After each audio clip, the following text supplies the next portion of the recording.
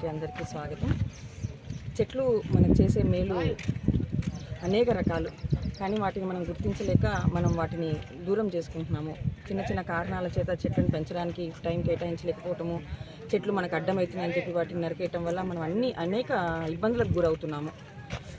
ఈ సంవత్సరం వేసవి కాలంలో ఆసియా ఖండంలోనే నంద్యాల అతిగా ఉష్ణోగ్రతను నమోదు చేసుకుంది. ఈ ఉష్ణోగ్రతను తగ్గించడానికి చెట్లు కూడా తమ వంతు సహాయపడగలవు.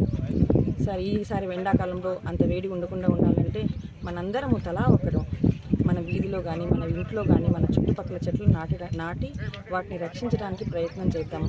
చెట్లుంటే ఆకులు రాలుతాయి, కసు కొట్టుకోవాలన్న పని, లేకపోతే చెట్లుంటే పునాదులు లేస్తాయని ఒక మూఢనమ్మకాలతో మనం మన ఇండ్లకు చెట్లను దూరం చేసుకుంటున్నాము.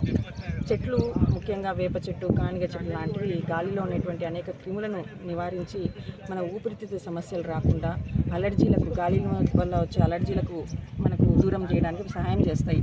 అవి మనకు చాలా ఉపయోగపడతాయి. ఈ మధ్య జపాన్ దేశంలో చెట్లను అనారోగ్యం వస్తే చెట్లను కౌగలించుకోవటం, చెట్ల దగ్గర కూర్చొని ప్రార్థించటము, చెట్లతో సమయం కేటాయించడం వల్ల అనారోగ్య సమస్యలకి దూరం అవుతాయని వాళ్ళ యొక్క శాస్త్రాలు, వాళ్ళ యొక్క ఎక్స్పెరిమెంట్స్ నిరూపణ చేస్తున్నాయి. ప్రతి ఇంటికి ఒక చెట్టు తప్పనిసరి. ఇంటిలో స్థలం లేకపోతే కనీసం మన వీధిలో అయినా 2-3 చెట్లు నాటుదాం. ఇప్పుడు గమనించండి మన వీధి ఎలా ఉందో. ఒక 2-3 చెట్లు నాటిన తర్వాత ఆ వీధికి ఎంత అందం వస్తుందో మీరే గమనించండి.